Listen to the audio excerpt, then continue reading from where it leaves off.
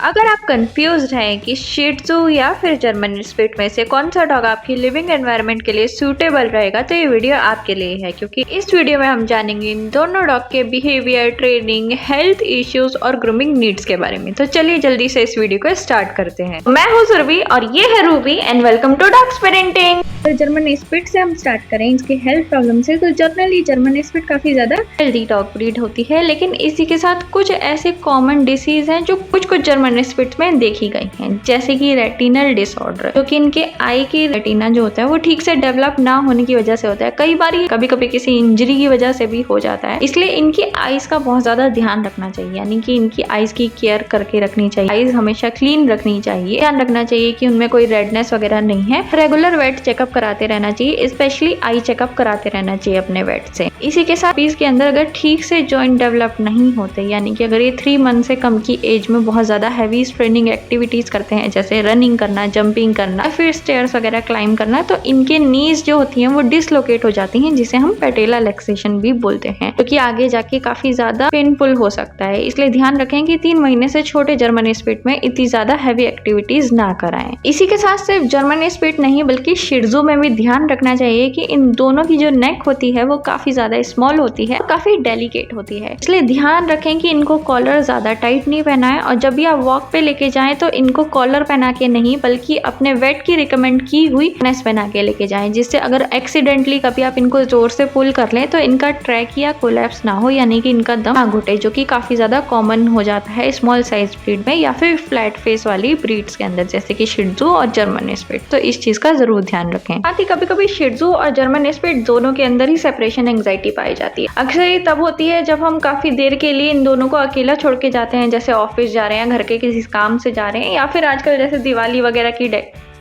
एक मिनट, दिवाली की सेलिब्रेशन लग नहीं रही ना, 1 सेकेंड। हाँ, अब ठीक है। जैसे कि मैं कह रही थी कि फेस्टिवल वगैरह की शॉपिंग पे जाते हैं और ऐसे में कई बार अपने पपीज जो होते हैं उनको अकेला छोड़ के चले जाते हैं लोग, तो ध्यान रखें उनको अकेला छोड़ के ना जाएं, खासकर इस टाइम में, क्योंकि इस टाइम में आवाज़ वगैरह ज़्यादा आती है, इसकी वजह से पपीज जल्दी डर जाते हैं, चाहे वो शिह त्ज़ू हो चाहे जर्मन स्पिट हो, इसलिए इस चीज़ का थोड़ा ध्यान रखना चाहिए। वहीं पर बात करें अगर हमारे शिह त्ज़ू की, तो शिह त्ज़ू भी काफ़ी ज़्यादा हेल्दी डॉग होते हैं, लेकिन फिर भी कुछ कॉमन डिसीज हैं जो किसी किसी शिह त्ज़ू में पाई जाती हैं। मोस्टली इनके फ्लैट फेस होने की वजह से होते हैं, जिसकी वजह से क्या होता है कि इनका जो अपर जो है और नोज है वो बहुत ही ज्यादा शॉर्ट होती है, वजह से कई बार इनको सांस लेने में दिक्कत आती है, और इस वजह से कई बार इनको स्नोरिंग की प्रॉब्लम होती है, जैसे कि बहुत ज्यादा ये हाँपने लग जाते हैं। शिह त्ज़ू बहुत ही ज्यादा स्नोरिंग करते हैं, यानी कि खर्राटे लेते हैं नींद में। तो वैसे तो कभी कभी ये चीज नॉर्मल ही होती है, लेकिन अगर आपका शिह त्ज़ू बहुत ही ज्यादा लाउड खर्राटे ले रहा है नींद में, तो इस चीज को लाइटली नहीं लें। अपने वेट से, अपने डॉक्टर से इस बारे में जरूर बात करनी चाहिए। इसी के साथ शिह त्ज़ू जो होते हैं वो क्योंकि काफी ज्यादा छोटे डॉग होते हैं, इसलिए कई बार इनके जॉइंट्स वगैरह में इजीली चोट लग जाती है। अगर आपका शिह त्ज़ू 3 महीने से छोटा है तो इस चीज का जरूर ध्यान रखें, उसको बहुत ही ज्यादा हैवी ट्रेनिंग वर्क नहीं कराना चाहिए, जैसे कि उसको बहुत ही ज्यादा रनिंग नहीं करानी चाहिए, उसको बहुत ही ज्यादा जंपिंग नहीं करानी चाहिए, और उसको बहुत ही ज्यादा स्टेयर्स वगैरह पे नहीं चढ़ाना चाहिए। इनफैक्ट अगर आपका शिह त्ज़ू 3 महीने से छोटा है तो उसको स्टेयर्स वगैरह पे चढ़ाना अवॉइड ही करें। इस समय उनके जॉइंट जो होते हैं वो डेवलप हो रहे होते हैं, और उस टाइम की जो इंजरी होती है वो आगे जाके हिप डिप्लेशिया, एल्बो डिप्लेशिया या पेटेला लैक्सेशन जैसी प्रॉब्लम में भी कन्वर्ट हो जाती है। इसलिए ध्यान रखें कि आपका शिह त्ज़ू जो है 3 महीने से अगर छोटा है तो उस समय उसको बहुत ही ज्यादा एक्टिविटीज नहीं करानी। जर्मन स्पिट के बिहेवियर की बात की जाए तो जनरली ये काफी ज्यादा हैप्पी हेल्दी रहने वाले डॉग होते हैं, बहुत ही ज्यादा जॉयफुल से होते हैं, बहुत ही ज्यादा एक्टिव होते हैं, लेकिन एक एज के बाद ये काफी ज्यादा मेच्योर हो जाते हैं, यानी कि 1 से 1.5 साल की एज के बाद ये काफी ज्यादा मेच्योर हो जाते हैं और थोड़ा खेलना कूदना कम कर देते हैं, जो कि सभी डॉग अपने एज के साथ थोड़ा सा कम कर देते हैं, जिसकी वजह से काफी ज्यादा अच्छी डॉग ब्रीड रहती है सीनियर सिटीजन के साथ भी। अपार्टमेंट फ्रेंडली तो ये वैसे पहले से ही होते हैं, किड्स फ्रेंडली भी ये होते हैं, लेकिन ध्यान रखें कि इनकी सोशलाइजेशन पे जरूर ध्यान दें, क्योंकि इनके अंदर जितनी अच्छी आदतें हैं उसी के साथ अगर आप इनकी सोशलाइजेशन नहीं कराएं तो वो आदतें बुरी भी हो सकती हैं, क्योंकि एक तो ये बहुत ही अच्छे गार्ड डॉग होते हैं, बहुत ही अच्छे वॉच डॉग होते हैं, लेकिन अगर ऐसी डॉग ब्रीड्स को सोशलाइजेशन नहीं कराई जाती तो इनमें बहुत ही जल्दी एग्रेशन वगैरह, एंगर डेवलप हो जाता है। इसलिए इनकी अर्ली सोशलाइजेशन पे, ट्रेनिंग पे जरूर ध्यान दें। इनकी छोटे छोटे जो भी एंगर इश्यूज होते हैं, टेरिटोरियल एंगर होता है, उसको निग्लेक्ट ना करें, उसके बारे में अपने वेट से या ट्रेनर से या बिहेवियरिस्ट से जरूर बात करें और उस पर वर्क करें।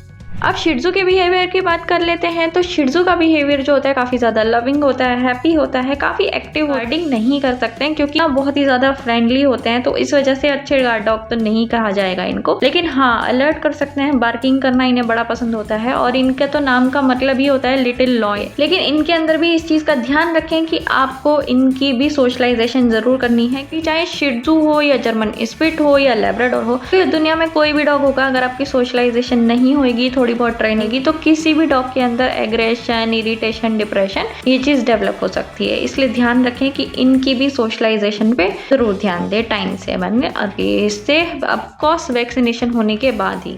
अब जर्मन स्पिट के ग्रूमिंग नीड पे आ जाते हैं। तो जनरली इजी टू ग्रूम होते हैं, डबल लेयर कोट होता है और काफी हैवी सा कोट होता है, लेकिन बहुत ही ज्यादा लॉन्ग नहीं होता। लेकिन वहीं पे जो इनका टॉय वाला साइज होता है उसमें डबल लेयर कोट होता है और थोड़ा सा वो लॉन्ग कोट होता है, जो कि इनको थोड़ा सा डिफिकल्ट बनाता है ग्रूमिंग करने में, क्योंकि उसमें इजीली टेंगल्स, मैट वगैरह पड़ जाते हैं अगर आप उनकी रेगुलर ब्रशिंग नहीं करते। लेकिन वहीं पे ये इतना ज्यादा हार्ड भी नहीं होता कि आपको एक प्रोफेशनल की हेल्प लेनी पड़ जाए। आप घर पे इजीली ग्रूमिंग वगैरह कर सकते हैं। ध्यान रखें कि इनके कोट को कभी भी शेव नहीं कराना, क्योंकि इनका जो कोट होता है वो नेचुरली सन प्रोटेक्शन की तरह काम करता है, इनको हार्मफुल सन रेसेस से बचाता है। क्योंकि अगर आप इनकी शेव करा देंगे गर्मी में तो इनको बहुत ही जल्दी एलर्जी, स्किन इन्फेक्शन वगैरह हो जाएगा और सर्दी में बहुत ही जल्दी ठंड लग जाएगी। तो शेव नहीं कराना, कटिंग करा सकते हैं। जैसे हमने पहले बात करी थी कि इनकी आईज का ध्यान रखने की जरूरत है, तो ग्रूमिंग के अंदर आईज क्लीनिंग वगैरह भी आती है। तो इनकी आईज और ईयर्स वगैरह जरूर क्लीन करते रहे, जिससे इनको आईज की कोई प्रॉब्लम ना हो, ईयर्स की भी कोई प्रॉब्लम ना हो, और नेल्स वगैरह भी टाइम पे ट्रिम करते रहें।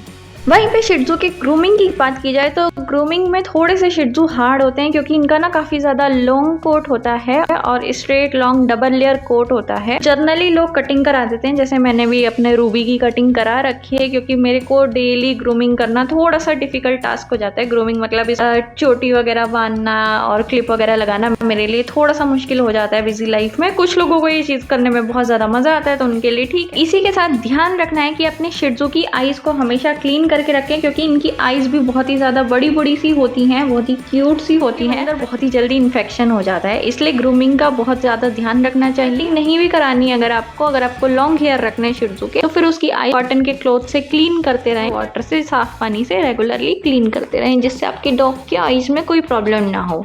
इसी के साथ इनकी डिवॉर्मिंग और वैक्सीनेशन पे प्रॉपर ध्यान दें। इनकी डिवॉर्मिंग और वैक्सीनेशन हमेशा इनके एज और वेट के हिसाब से कराएं, और हमेशा अपने जो डॉक्टर हैं उन्हीं के यहाँ जाके कराएं। किसी पे जो घर पे आके वैक्सीनेशन वगैरह कर देते हैं उनसे वैक्सीनेशन ना कराएं। और डिवॉर्मिंग भी अगर आप फर्स्ट टाइम पेट पेरेंट हैं तो फिर अपने वेट के पास से ही जाके कराएं तो ज्यादा बेटर रहेगा। सो ओवरऑल बात करें तो अगर आप एक ऐसा डॉग ब्रीड ढूंढ रहे हैं जो कि एक बहुत ही अच्छा गार्ड डॉग है, बहुत ही अच्छा वॉच डॉग है, काफी ज्यादा इजी टू मेंटेन है, बहुत ही हेल्दी है, और बहुत ज्यादा उसकी ग्रूमिंग नीड्स भी नहीं है, अपार्टमेंट फ्रेंडली है, ट्रेवल फ्रेंडली है, सीनियर सिटीजन के साथ भी अच्छे से रहता है, तो फिर जर्मन स्पिट आपके लिए परफेक्ट डॉग ब्रीड रहेगी।